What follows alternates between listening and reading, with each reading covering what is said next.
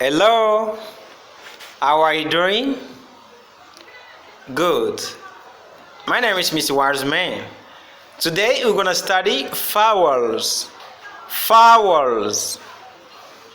Aujourd'hui nous allons étudier les adieux. Quand vous vous séparez d'une personne, on dit so long, so long, au revoir, au revoir, cheerio, cheerio, au revoir, bye bye, bye bye, au revoir, goodbye, goodbye, au revoir, see you soon, see you soon, à bientôt, à bientôt, see you next time, see you next time, à la prochaine, à la prochaine, see you tomorrow, see you tomorrow, à demain, à demain, see you later, see you later, à plus tard, à plus tard, see you next week, see you next week, à la semaine prochaine.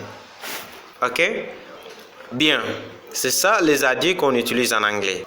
Bien, vocabulary, le vocabulaire. Vocabulary.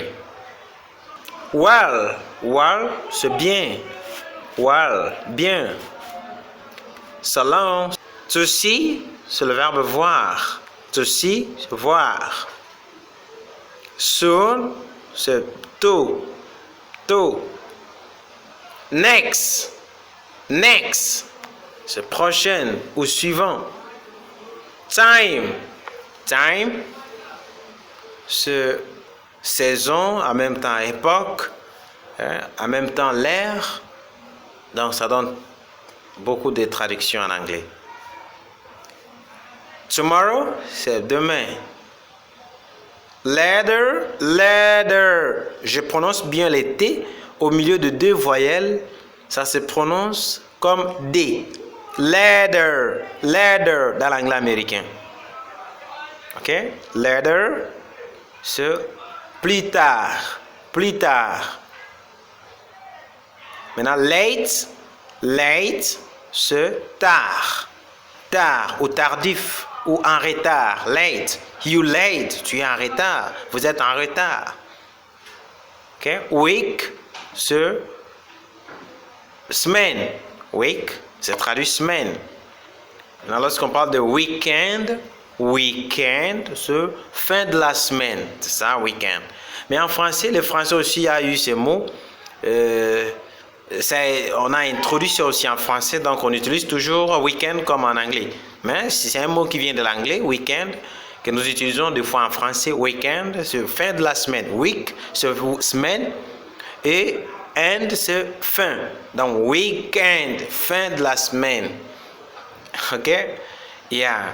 Maintenant, see you next week, c'est à la semaine prochaine. J'espère que c'est clair. Bien. C'est ça les vowels que nous utilisons en anglais. N'oubliez pas de vous abonner pour ne pas manquer d'autres leçons. Merci. It was Mr. Warsman.